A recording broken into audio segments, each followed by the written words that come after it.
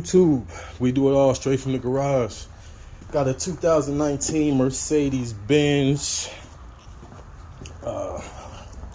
It is a GLC300 4matic, all-wheel drive turbo. Doing front brakes, and just kind of wanted to do a video real quick. I already did the driver's side, so I'll show you guys on the passenger side. First thing I did, this cover sits here. Just take that cover off. Loosen up your brake fluid cap there, just so no pressure comes back to the pistons. Now we over here, I took the tire off. It was 17mm bolts in one lock, and the Mercedes locks comes in this nice little pack right here. And that will expose the brakes. Now, since this is the passenger side, you have a brake wear indicator on here. I went ahead and bought a new one, just because it should probably be replaced after so many hours or so much time. So anyway, these brakes aren't incredibly difficult. You can see these two little holes right here, one here and one here. You want to get yourself a small little punch. And what I've got here is a little screwdriver. I got me a small little screwdriver here. You just want to stick it in the front of this hole, get a hammer, and you'll knock this pin out. And this pin, you can't really see it, but it's right here. And there's one on the top and one on the bottom. So I'm gonna knock these two pins out and I'll be back. All right, y'all, as you can see, I knocked the pin out. You can kind of see it right there. I can bring the light up so you can see it better. There's one there. I knocked those two pins out.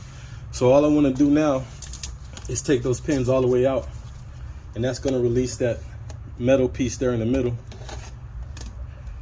right here, and then we can go ahead and deal with the brake sensor. So I'm going to knock these pins all the way out, remove this metal piece, and new brakes come with a new one, and then I'll be back.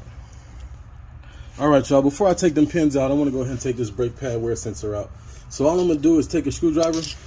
All right, sorry about that. What I'm going to do is take a screwdriver, stick it in here and pry up, and move it out of the way. So that's your brake pad wear sensor. Like I said, I'm replacing this one. So there's a 5/16 or 8mm bolt on the back. I'll take that out, and then I'll get the new one. But I'll show you guys all of that. Right now, I'm going to go ahead and take these pins out. Let me see if I can take them out on camera. Might be able to with one hand. Got my pair of pliers here. Yep, I should be able to get them out. It's coming slowly but surely. And I'm gonna clean these up before I put them back in. Sorry about that. Anyway, I'm gonna get that out and I'll be back. All right, y'all, so I got my pins removed, and they're right there on the ground. I'll clean those up before I put them back in. And this little piece here, I just turned it to the side and pulled it out. And now we're at our brakes. So at this point, your caliper is probably going to be a little compressed. But with these brakes, if you just work them out, they'll come out. And so what I'm going to do is work it halfway out. Then I'm going to stick my screwdriver in here, and as you can see, I'm just hitting against the top of the brake pad. And what I'm doing right now is I'm retracting the piston. All right, so once I get a little space from that, then I can actually get in here, make sure it's back. Now I'm gonna leave that screwdriver in there to keep tension so the piston doesn't come back up. And I'm gonna do the same thing over here. I'm gonna get right above the brake, and I'm gonna press back. Got a little room now, so now I can get in here.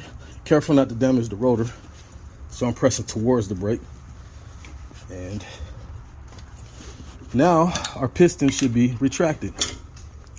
Since this is a 4-piston system, you got pistons on both sides of the caliper. You can see how much the brakes are moving now. So now you just pull them out. There's one. And there's two.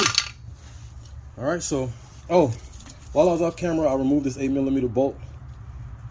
It goes right there. So I took that out, and that allowed this to be free. There's your brake wear sensor. And I got another one. It was like $8, so I just went ahead and got it because why not? Here's the new one. So I'll go ahead and get this old one removed, and you basically just pull it out and put the new one in, and then I'll get the brake situated and I'll be back. All right, y'all, so with this sensor, there's a little metal clip going around. If you pry up just a little on that, you could just slide the sensor out and then slide the new one in. And then once you slide it in, it's good to go. So now all you got to do is go ahead and reinstall the front brakes. And as you can see, if you look down in there, you see how my pistons are all compressed. Let's see. There you go. You see the pistons? They're compressed all the way back into the caliper. So that's what you want to see whenever you take your brakes out. So now I'll go ahead and get the new brakes prepped and stick them in. I'll be back.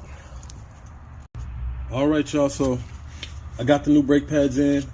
I went ahead and put some brake squeal, anti-squeal on the front and then on the slides to help it slide in easier. Now I just want to take my screwdriver and make sure my holes are lined up where my pins are going to go on both sides. Good and good. So I know my holes are lined up. Now this piece right here goes in, let me see, just like this. And what's going to happen is when you slide your pin in, I'll just take it out. When you slide your pin in, it's going to slide right through that little gap right there in the bottom. All right, so I'll put the bottom in first just to kind of show you, and then I'll do the top. I'll be right back. All right, you guys, I'm going to try to hold this with my knee. So as I was telling you, you see the pin right here. I'm going to slide it in, and it's going to sit right there in the little gap.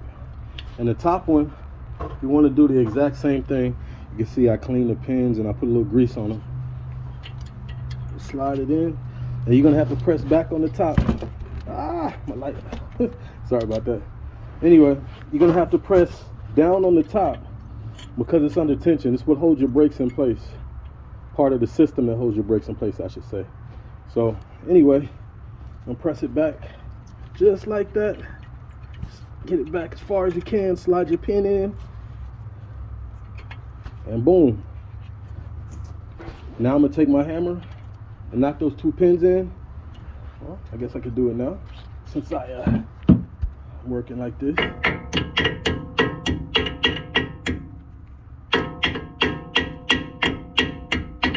Pin number 1 is in, pin number 2 is in, and just to make sure, take my little screwdriver here and just give it a tap. That one's not going to work, it's too long.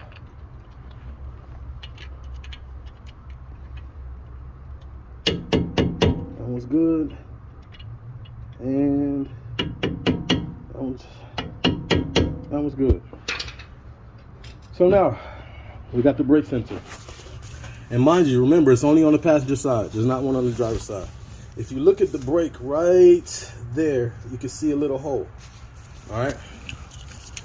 The sensor has a little prong on it. So all you want to do is make sure that you put the front piece in that hole and slide it in the groove. And that should pretty much do it for the sensor. It should be lined up anyway. Oh, I got my glove caught. Come on out. All right. Slide it in. Make sure it seats. And that's what it should look like right there. And then go ahead and put our 8mm bolt back over here. And we're good. So the only other thing that I did when I was off camera is I took some brake clean. And I cleaned off the rotor and the areas where the pistons are. But other than that, exactly what I showed you. Make sure that you press the top of this back, stick the pin in the bottom.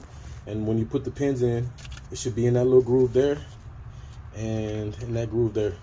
And then you just want to lay this straight across. And then go ahead and put your bolt in. And then go ahead and put your tire back on. Make sure you check your brake fluid level. Make sure it's not low. If it's not low, you can go ahead and put your cap back on. If it is low, go ahead and Fill it to where it needs to be. It shouldn't be low though, because when you compress the piston, it actually pushes the brake fluid back up into the master cylinder. So it shouldn't be low, unless you were low to begin with. And we'll go ahead and get this tightened up. And there it is. All right, y'all. So same thing for the driver's side. The only difference with the driver's side, you don't have this sensor, so you don't have to worry about it. But other than that, pretty straightforward job. We do it all straight from the garage. I appreciate you guys for watching. And until the next one, peace.